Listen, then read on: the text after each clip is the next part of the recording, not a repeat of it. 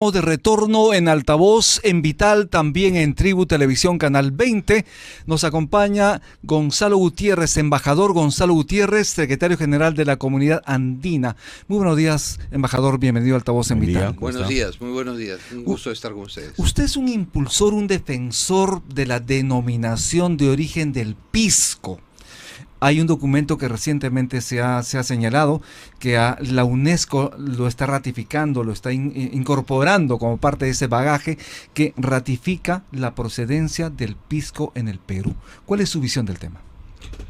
Bueno, es muy importante que la UNESCO haya inscrito dentro de su registro de patrimonio documental latinoamericano 4 distintos documentos que van desde 1587 hasta 1613, que muestran lo temprano en el Virreinato del Perú en que se producía ya aguardiente en nuestro país.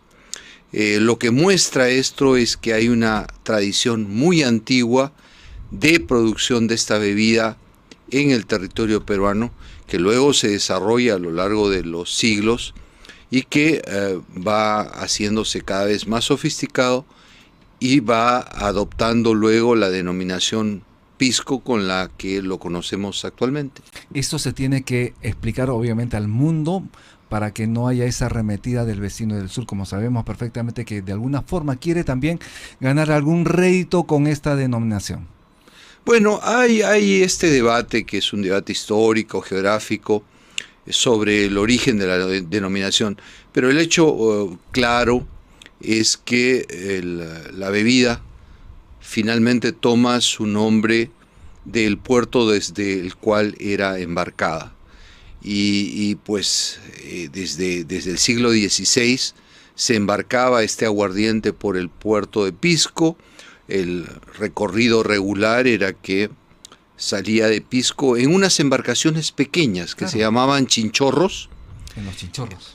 Trasladaban las botijas de Pisco hasta el puerto del Callao, y del Callao se exportaba a toda la América española. Entonces, esto está documentado, está registrado totalmente. Tenemos inclusive estadísticas a fines del siglo XVII, comienzo del siglo XVIII, cuánto exportaba el Perú a Panamá, a Guayaquil, a la Capitanía de Guatemala, a México y al sur, inclusive hasta Valdivia, en Chile. Esto con documentos históricos lo hemos probado. Hay un conocimiento de embargue muy interesante de 1712, en el que una nave que sale del Callao, Nuestra Señora de la Soledad, lleva botijas, y ya lo denominaban así, de aguardiente de Pisco, que fueron primero a Acapulco y de ahí a la Capitanía General de Guatemala. Y eso está perfectamente documentado. Que no quede duda, en todo caso, la denominación del pisco, obviamente Perú, y además tenemos una producción exquisita, estamos creciendo en exportaciones. ¿Cree usted que falta apuntalar mayor presencia del Perú en los mercados mundiales con nuestra bebida bandera? Bueno, siempre la promoción es positiva. Yo creo que debemos seguir impulsando la exportación de esta bebida tan emblemática. Ahora la verdad es que cubrimos muchos mercados alrededor del mundo, pero todavía el monto de exportación pues no es comparable con otros productos peruanos. Ciertamente nosotros exportamos, somos el primer exportador mundial de la bebida, llegamos a muchos mercados, pero como digo, tenemos que incrementar esa cantidad y sobre todo, y este es un mensaje importante hacia adentro también. Mi gran amigo Johnny Schuller decía que los peruanos somos muy defensores del pisco de la boca para afuera, pero que también tenemos que ser defensores de la boca para adentro. Así es, hacia adentro además. Para incrementar el consumo saludable, el consumo sano y responsable, claro, de esta bebida nacional. Y eso es realmente muy importante. Y lo segundo es que tenemos que luchar de manera denodada contra las falsificaciones. Porque Claro, también ese es bastante en eso. un problema que afecta a los productores legítimos que ponen mucho esfuerzo, mucha inversión en desarrollar un pisco de calidad, y algunas veces piratas tratan de vendernos piscos que no son pues piscos de las 8 variedades de uva, y que la verdad hacen mal al prestigio de la bebida, pero también desde el punto de vista hasta de salud son productos no confiables. Qué rico es el pisco sour, ¿no? ¿Aarón, te gusta el pisco sour o no? Prefiero el chilcano en realidad, pero todo es muy rico el pisco, pero ¿Y a se usted siente qué? la diferencia del pisco, no decir pisco peruano porque pisco es peruano evidentemente, pero se siente la diferencia con el aguardiente chileno, ¿no? ¿A usted cómo le gusta el pisco, embajador? Bueno, a ver, yo también me gusta mucho tomarlo como bajativo. Ajá. Un pisco aromático puro después de una buena cena, una copita, también es muy reconfortante. Y me hace recordar el origen que he leído recientemente sobre el chilcano, porque todos asumíamos que el chilcano tenía que ver Con Chilca. con la localidad de Chilca, pero aparentemente es una historia un poquito más complicada. Según he leído, los migrantes italianos que llegaban a El Callao acostumbraban tomar su aguardiente, normalmente una grapa, mezclada con ginger ale.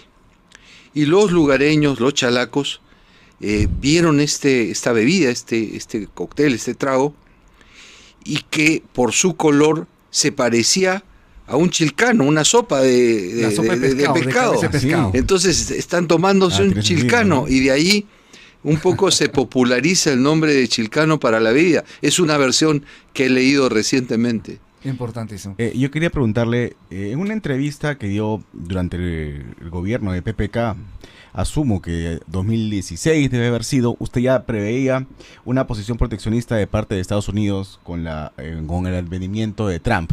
¿Cómo puede analizar ahora esa situación que ya se ve reflejada evidentemente en una política proteccionista, no?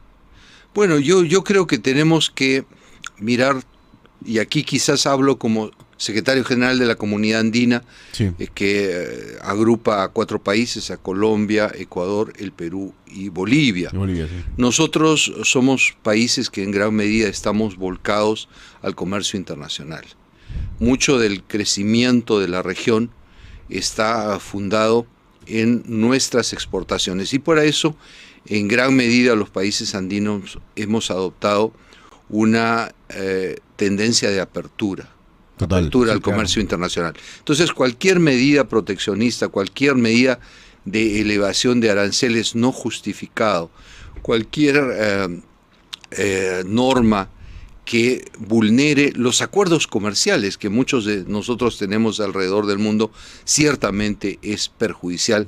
Es perjudicial para nuestro crecimiento, es perjudicial para nuestras exportaciones, pero también es perjudicial para el empleo, ¿no? Imaginemos un país como el Perú, que ha volcado tanto de su esfuerzo en la agroexportación. La agroexportación que genera en algunas zonas del Perú un empleo pleno estacional. Así es. Entonces, un cierre de mercados, una elevación de aranceles Ya no va a ser rentable, pues, ¿no? directamente perjudica a trabajadores en la subregión andina. Como embajador que usted fue del Perú en China, ¿qué posibilidades hay de seguir negociando con el país asiático? Bueno, yo creo que el Perú, y estoy hablando aquí como ex embajador del Perú Claro. en China, más que como secretario general de la Comunidad Andina, el Perú creo que tiene que fundar su interconexión internacional en la diversificación.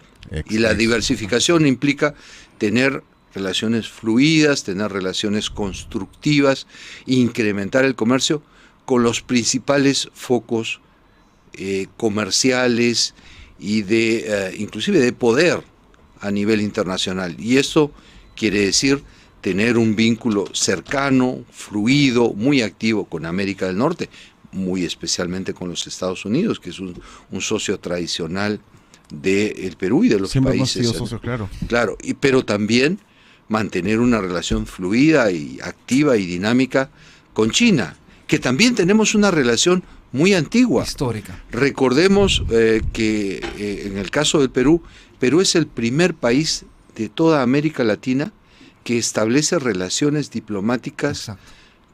No estoy hablando con la República Popular China, con el Imperio Qing, Ajá. en 1874, Sobre antes esto, que cualquier país de nuestra región. sobre esto vamos a seguir hablando, vamos a hacer una pausa, embajador. Estamos en Altavoz en Vital, también en Tribu Televisión, Canal 20. Ya regresamos.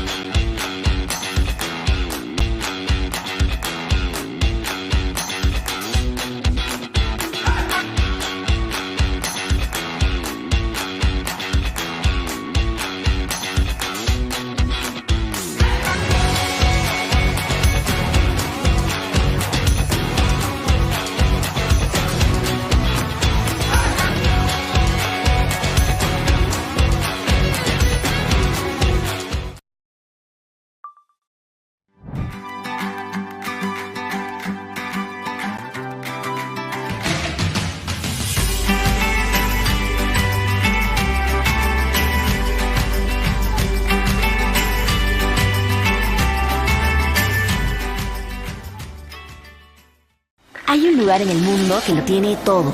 Tesoros conocidos y otros por conocer. Desde los majestuosos Andes, la cálida costa, hasta la exuberante selva amazónica. Nuestro país tiene un sinfín de riquezas únicas llenas de tradición, innovación e ingenio que nos enorgullecen. Y un banquete de sabores que nos alegra el corazón. Te invitamos a un viaje donde exploraremos tesoros que quizás aún no conocías y que esperan a ser descubiertos por ti. Perú, país de dones infinitos. Mira esto, McKay. Deberíamos ir a ver.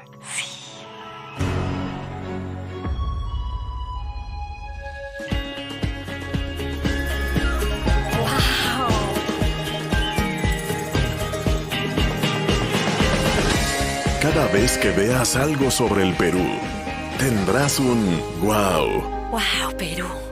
Wow, Perú. Reserva tu viaje para experimentar Perú Wow.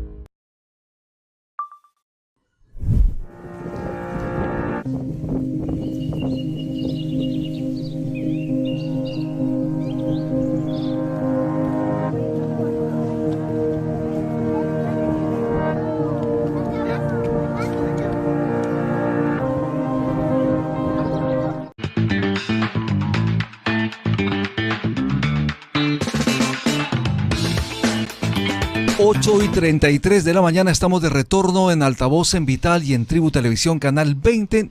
Estamos con el embajador Gonzalo Gutiérrez, secretario general de la Comunidad Andina.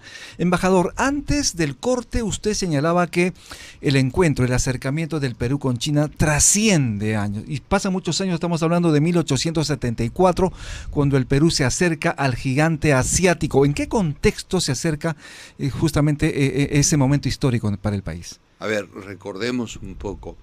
A partir de la década de 1850, el Perú empieza a tener una importante migración china.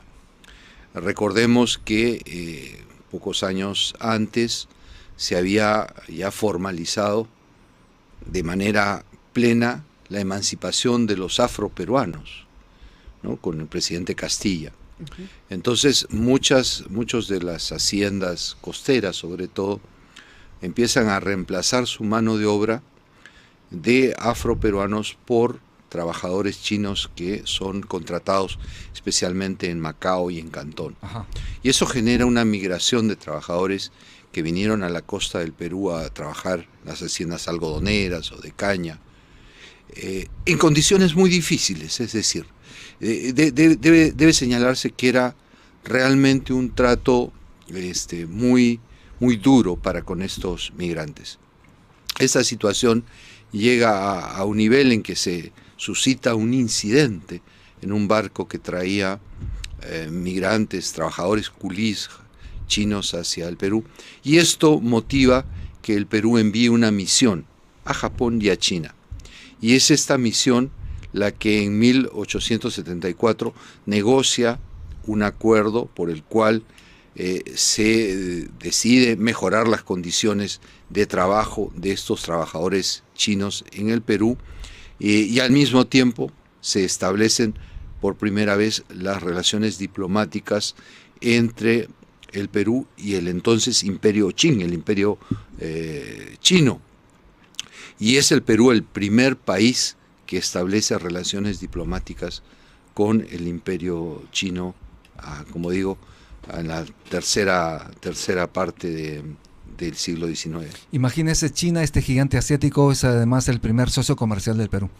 Buena parte del comercio internacional es con China. Obviamente recibimos mucha tecnología, reciben nuestros productos también y vamos avanzando.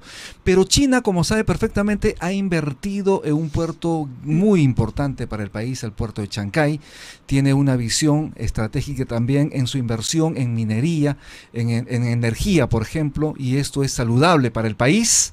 No importa de qué color sea el gato, lo importante es que case ratones. Nos importa la inversión, embajador. ¿Qué hacer para propiciar en óptimas condiciones inversión sana en el país? Yo creo que la clave para propiciar una inversión sana es diversificar. Exacto. Es también tener fuentes de inversión que sean diversas. El puerto de Chancay es una alternativa realmente importante, no solo para el Perú, sino para muchos de los países de la costa pacífica de Sudamérica. Ya he leído, hay embarques importantes ecuatorianos que están saliendo por el puerto de Chancay. Yo creo que los 4 países de la comunidad andina pueden aprovechar de manera importante la infraestructura que representa Chancay. Pero no es lo único.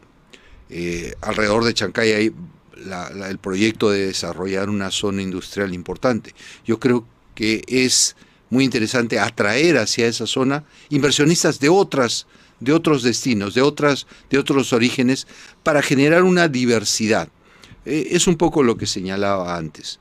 Países como los países andinos tienen que tener una interdependencia compleja, se llama en teoría de relaciones internacionales, con diversos actores internacionales, y bueno, China es uno, pero también América del Norte, Canadá, los Estados Unidos son parte de eso, y por cierto, la Unión Europea, y no solo la Unión Europea, los países de EFTA. Suiza, por ejemplo, anoche he estado en una reunión en la Embajada Suiza.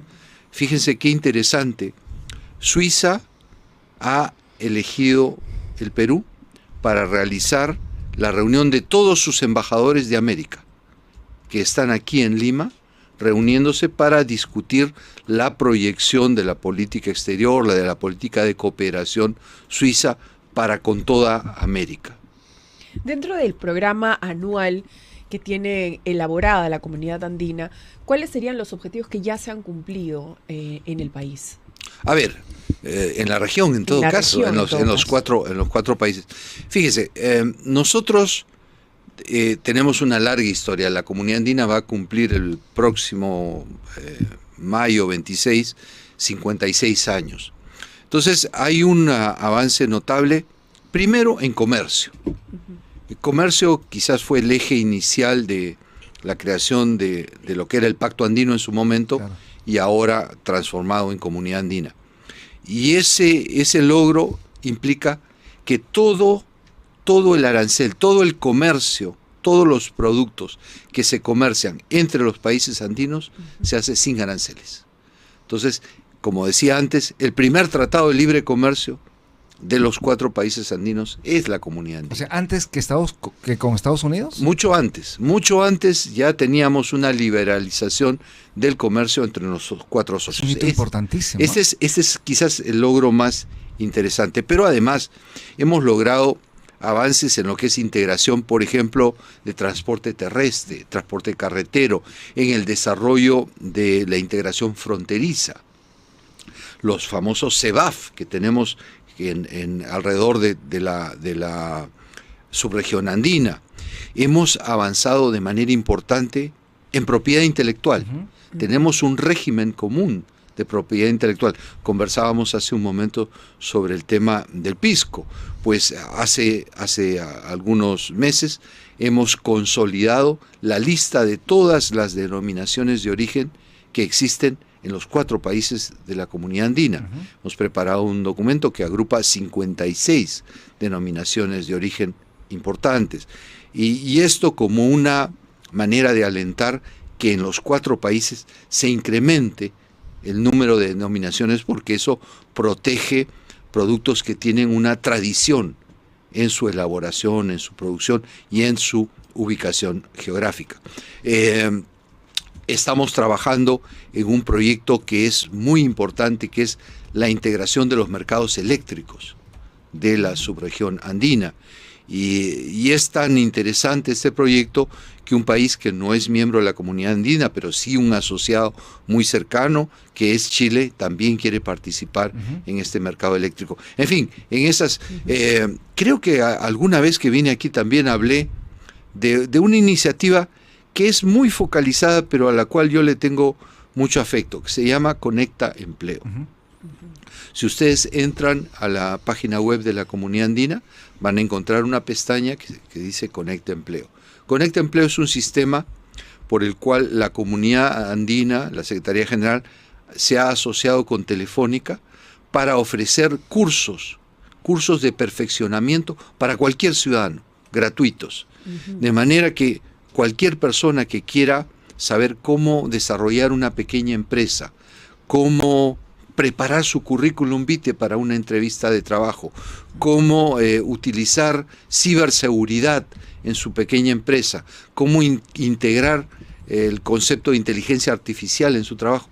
Todo eso son cursos que están a disposición de cualquiera de los 114 millones de ciudadanos andinos de manera gratuita. Respecto al tema de educación, hace ya varias gestiones en cuanto al Parlamento andino, es decir, ha habido esta iniciativa de la homologación de títulos, que todavía no se ha podido lograr.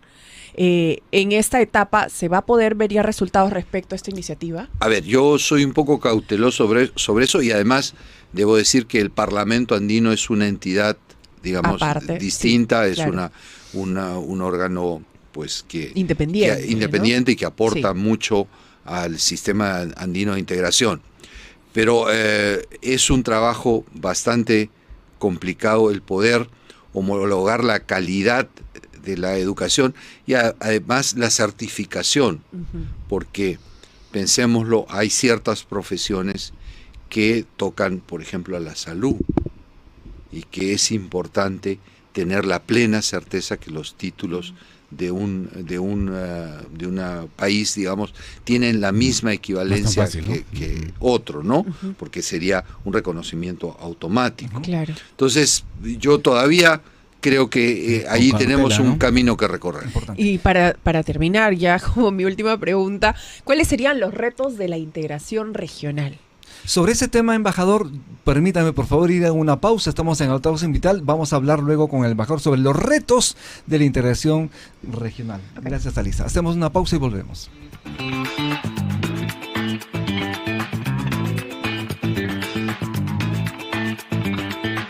Mira esto, McKay. Deberíamos ir a ver. Sí.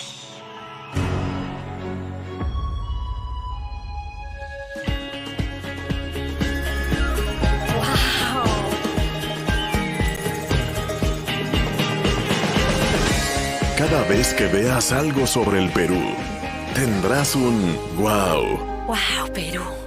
¡Wow, Perú! Reserva tu viaje para experimentar Perú wow. Hay un lugar en el mundo que lo tiene todo. Tesoros conocidos y otros por conocer. Desde los majestuosos Andes, la cálida costa, hasta la exuberante selva amazónica. Nuestro país tiene un sinfín de riquezas únicas llenas de tradición, innovación e ingenio que nos enorgullecen. Y un banquete de sabores que nos alegra el corazón.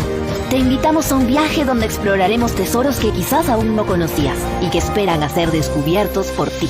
Perú, país de dones infinitos.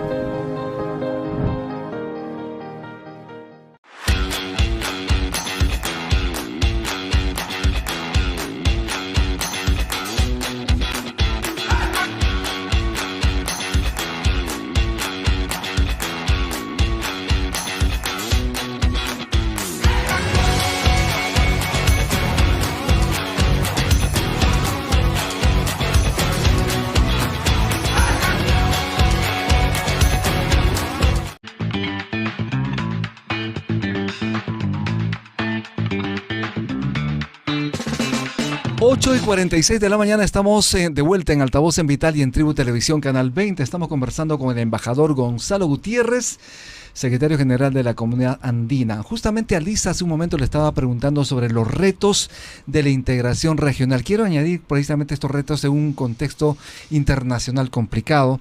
Hemos hablado obviamente de esta situación en Estados Unidos, la posición de China y otros más. ¿Cuáles son esos retos, embajador? Bueno, yo lo que creo es que tenemos que reforzar todos los mecanismos de integración, tanto subregional como sudamericana, ¿no? Recordemos una cosa, los 4 países de Mercosur son países asociados de la Comunidad Andina y los 4 países de la Comunidad Andina son asociados de Mercosur. Entonces, la convergencia de estos sistemas es un desideratum a un plazo mediano. Pero quizás el primer gran reto que tenemos frente a la coyuntura actual es que podamos incrementar el porcentaje de comercio entre nosotros. ¿Cómo va el comercio entre nosotros? Tenemos, la última cifra que he visto es más o menos el 6% de nuestro comercio es un comercio intrarregional. Esa cifra debiera crecer, debiéramos por lo menos duplicarla, de manera que dependamos más del comercio entre nosotros y un poco menos del comercio extrarregional para evitar los riesgos que implican pues políticas que pueden ser proteccionistas. Pero los vecinos están al lado, ¿por qué no vendernos entre vecinos? O sea, comprarnos, la idea es bueno, esa. Pues ese es el punto, ¿no? Muchos de nuestras economías, y creo que se han generado muchas eficiencias para penetrar mercados lejanos. Yo creo que tenemos que aplicar esa misma energía, esa misma atención en abrir y llegar más a mercados cercanos en los cuales tenemos una liberalidad arancelaria. No pagamos aranceles. Pero hay que notar una cosa sí que es muy interesante. De las exportaciones regionales, intrarregionales, las que tienen mayor valor agregado son las que tenemos entre nosotros. O sea, nosotros nos exportamos entre nosotros más manufacturas. Y eso es una característica interesante. Y sin aranceles. Sí, claro, ¿no? Entonces, allí hay campo para ir creciendo. Yo quería preguntarle, perdón, Rumi, el crimen organizado es un problema evidentemente transnacional y que afecta a los países miembros de la Comunidad Andina. ¿Qué trabajos están realizando? Porque veo que en una declaración anterior usted dijo que había conversaciones al respecto para tratar esa problemática que nos afecta a toda la región, ¿no? Bueno, no solo conversaciones. En enero del año pasado, ¿sí?, los 4 países de la Comunidad Andina, reaccionando a la crisis Ecuador, de ¿no? violencia que hubo en el Ecuador, con el asesinato de un candidato a la presidencia, con la toma de un canal de televisión, ustedes recuerdan, Sí, muy claro. dramática, en que los que dirigían fueron apuntados en vivo con armas. Todo esto hizo que se produjese una reacción, y los 4 ministros de Relaciones Exteriores y los ministros de Interior o de Gobierno de los 4 países se reunieron aquí en Lima. A raíz de esa reunión se elaboró un plan de acción, se llama Plan de Acción Resolutivo, basado en la decisión 922, que ha abordado 13 áreas distintas de trabajo: minería ilegal, tráfico ilícito de drogas, operaciones conjuntas, inteligencia, la situación penitenciaria, las bases de datos, un sistema de comunicación 24/7.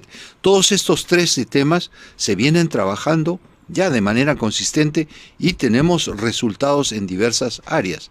Todavía falta mucho para seguir caminando. Porque es un monstruo grande, ¿no? Claro, pero el enfoque regional de la lucha contra la delincuencia transnacional organizada ya está caminando. Ya está caminando. Embajador, quería preguntarle precisamente sobre esa asistencia que está dando la comunidad andina a los ciudadanos andinos en el extranjero. ¿Cuáles son los planes, los proyectos, la labor que está realizando al respecto? Bueno, esta es una decisión que ya tiene algunos años, y permítame explicar muy brevemente.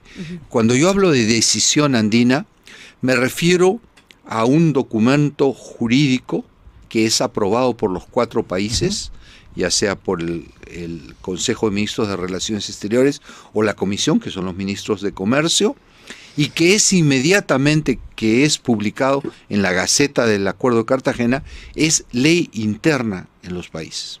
Es vinculante. Es vinculante 100% y sin ninguna intermediación.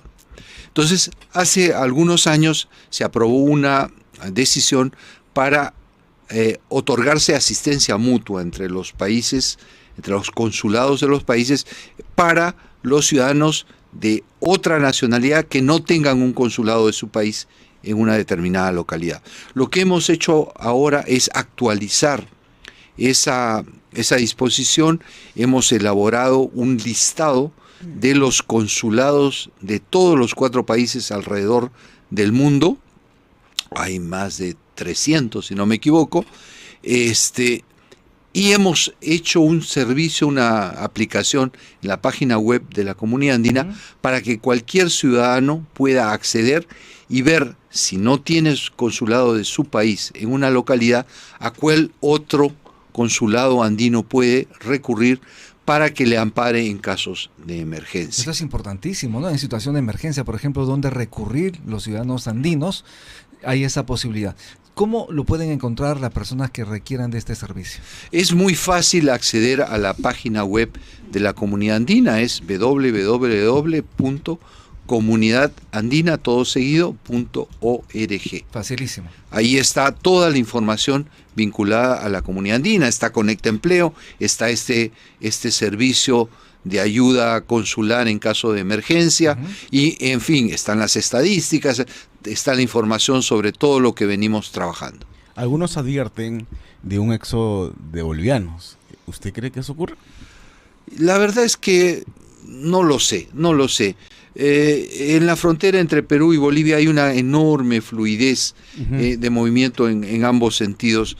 Yo no creo que eso se concrete. No puedo emitir una opinión muy clara, porque el movimiento de personas ahí es tan fluido, y además en la frontera entre el Perú y Bolivia hay tantos vínculos familiares, tantos vínculos de cultura, que hace difícil poner una barrera y cerrar, porque se estaría cortando una vinculación que es muy ancestral, ¿no? Hace unos días se ha suscrito un memorándum respecto a esta estrategia para colaborar de manera estratégica y activa la aplicación pacífica de tecnología nuclear. Así es. ¿A qué se debe y qué quiere decir este proyecto? Sí, estuve en Viena hace semana y media, y firmamos con el señor Grossi, el director general de la Organización Internacional de Energía Atómica de Naciones Unidas, un memorándum de entendimiento justamente, entre otras cosas, para usar energía nuclear de fines pacíficos. Por ejemplo, para mejorar la lucha contra las plagas en la agricultura, ¿no? La irradiación es un mecanismo interesante para mejorar la producción agrícola. Para preservar alimentos también. Para preservar alimentos. En fin, hay una gran aplicación de usos pacíficos, y lo que nos da este memorándum de entendimiento es el gran paraguas para desarrollar proyectos específicos en los que la OIEA, la Organización Internacional de Energía Atómica, tiene una enorme experiencia. Por eso es que suscribimos ese convenio. Pero no fue el único. En esa ocasión también suscribimos un memorándum de entendimiento con la Oficina de Naciones Unidas de Lucha contra el Crimen y la Delincuencia, justamente para vincularlo al tema que mencionaba antes, el plan de acción resolutivo que lleva adelante la comunidad andina. Es importante abrazarnos los ciudadanos andinos, es importante ese encuentro, y lo que está buscando precisamente la comunidad andina es este encuentro con Bolivia, Perú, Ecuador y Colombia. En algún momento Chile integró la comunidad andina también, Venezuela también. En algún momento habrá la posibilidad de hermanarnos con estos países que en algún momento decidieron salirse. Bueno, a ver, eso es casi hacer futurología política. Vamos a ver. Nosotros lo que apuntamos es a acciones concretas. Claro. Y como acciones concretas, ¿qué le puedo decir? Estamos haciendo un esfuerzo en integración eléctrica, creemos que Chile es un socio muy importante, queremos integrar a este socio a la integración eléctrica. Es importante el Parlamento andino, es un lugar donde se debate alternativas de integración. Chile es miembro del Parlamento andino. Así es. Tenemos un organismo regional, el ORAS, que ve los temas de salud. Chile y Venezuela son parte de este organismo. Entonces, no es que estemos tan separados. Okay. Participamos y trabajamos en diversos foros con nuestros países amigos, como Chile, como Venezuela. Su integración plena a la comunidad andina, pues eso veremos cómo se desarrolla políticamente, pero finalmente de lo que depende eso es de la voluntad política de todos los países. Pero las bases están sentadas para este retorno de los países que en algún momento se fueron. Bueno, las puertas están siempre abiertas para hacer una negociación. La voluntad está. Una negociación que permita la integración, pero como repito, esa no es una decisión de la Secretaría General, es una decisión que la tienen que tomar en su momento los estados. Embajador, muchísimas gracias por su asistencia al programa Altavoz en Vital y en Tribu Televisión, su despedida de las audiencias de la comunidad andina, de los países, los ciudadanos que los están escuchando y viendo por televisión. Bueno, mi mensaje es que los 114 millones de ciudadanos andinos sientan que la comunidad andina, la Secretaría General de la Comunidad Andina, sigue trabajando de manera consistente para generar una sensación de ciudadanía andina, que todos nos sentamos vinculados por esta comunidad, y que todos sintamos que los trabajos que hacemos en la comunidad andina son trabajos que le benefician a ellos como ciudadanos. Importante. Muchísimas gracias, embajador Gonzalo Gutiérrez, por estar en Altavoz en Vital nuevamente. Muy agradecido. Gracias a ustedes por su invitación. Estuvimos con el embajador Gonzalo Gutiérrez, secretario general de la comunidad andina. No tenemos tiempo para más. Nos vemos mañana a las 7 en punto. Gracias, Aarón. Gracias, Alisa. Visiten nuestra página web altavoz.p. Estamos en Radio Vital, en los 91.1 de la FM.